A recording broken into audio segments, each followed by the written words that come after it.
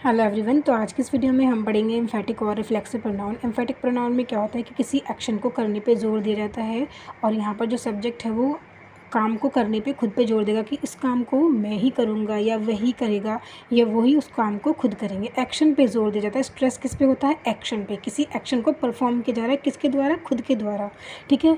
Reflexive pronoun की बात करें तो यहाँ पर एक्शन से होने वाला जो रिजल्ट है, ठीक है, उसके बाद होने वाला जो असर है वो किस पे पड़ता है? सब्जेक्ट पे पड़ता है। यहाँ पर जो सब्जेक्ट और ऑब्जेक्ट है वो सेम होगा, लेकिन यहाँ पर आपको जो माई सेल्फ है यहाँ पर सब्जेक्ट के रूप में काम नहीं कर रहा है। यहाँ पे सब्जेक्ट कौन है? वो एक्शन है। ठीक है। आई माई सेल्फ यानी कि मैं खुद ही विल डू इट, इसको करूँगा। तो यहाँ पे ऑब्जेक्ट कौन है? यहाँ पर इट। यहाँ पर ये जो इट है ये ऑब्जेक्ट है, लेकिन यहाँ पर ऑब्जेक्ट कौन है? My self. ये एज एन ऑब्जेक्ट काम कर रहे हैं यहाँ पर ये वर्ड्स। और दूसरा डिफरेंस हम यहाँ पे जान लेते हैं।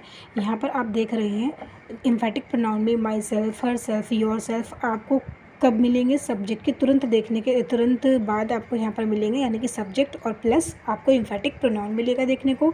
लेकिन रिफ्लेक्सिव प्रोनाउन में अगर हम देखें तो यहाँ पर आपको पहले सब्जेक्ट फिर वर्ब, उसके बाद आपको एज एन ऑब्जेक्ट यहाँ पर ये वर्ड्स देखने को मिलेंगे। ठीक है। अगर दूसरे डिफरेंस की अगर हम और बात करें डीपली, तो अगर हम यहाँ पर से एम्फेटिक प्रोनाउन में से ये जो प्रोनाउन वर्ड्स हैं इनको हम अगर एलिमिनेट कर दें यानी कि हटा दें तो भी सेंटेंस का जो मीनिंग है वो कंप्लीट रहेगा। इसको हटाने से सेंटेंस के मीनिंग पे कोई असर नहीं पड़ेगा। जैसे आई विल डू इट, मैं इसको करूँगा। शी बेक्ड द केक, उसने जो है केक बेक किया। कंप्लीट है सेंस, ठीक है, मीनिंग कंप्लीट हो रहा है।